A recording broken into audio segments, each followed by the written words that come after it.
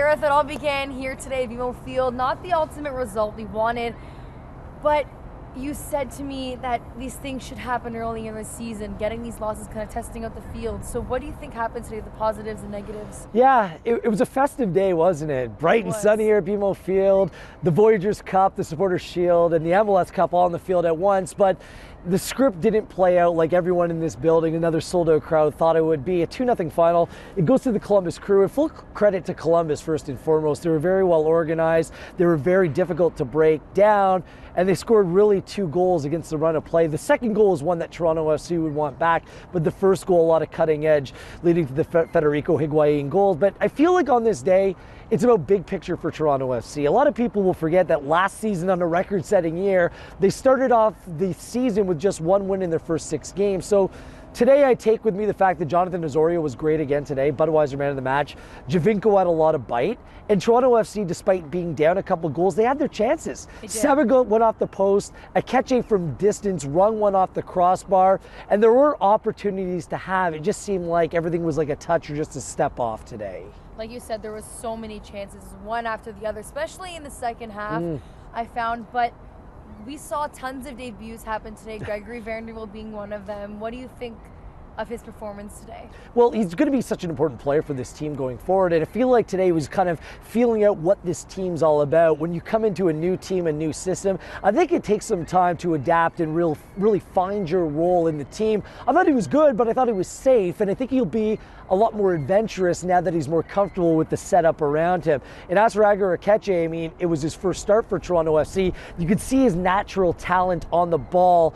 It's in positioning, which will be a little bit of a work in progress. Again, coming into a new structure, a new team, and that's something that the team will have to iron out as they move forward. And ironing out, I think that's something Coach Greg Vanney mentioned today.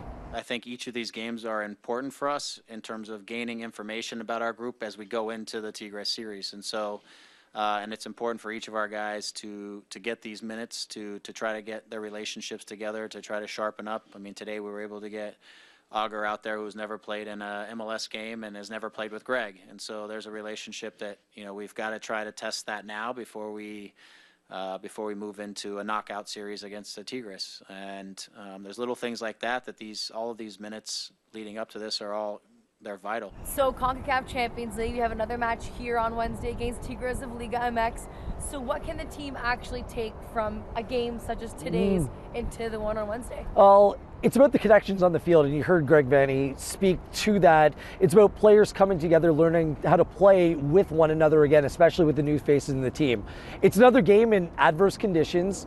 Look, we're in early March in Toronto. The wind's going to pick up. The field's not going to be to what the players want, and ideally come July, but they need to get past all of that. What they need to do is dig in a little bit more, show a little bit more bite. And I think on this massive stage, a stated goal is to go deep in this tournament, that they will bring the requisite, that next gear that's required. I think we saw a little bit of that here today, but I think it's just about continuing to build on that moving forward. And one thing that I'm interested to see come Wednesday, Maria, is whether Greg Vanney sticks with this 4-4-2 or maybe goes back to the 3-5-2 that the team did so well with last season. Victor Vasquez, his status is up in the air, and if he's out, then perhaps it opens up an opportunity for another player to play a different role. And expect the likes of Drew Moore, a player that was rested today, to come back in the team. So there's plenty of options, and there's plenty of reason to be optimistic that Wednesday night will be a different story. Of course, and Tigres of Liga is actually a tough team coming in. It is very different compared to what was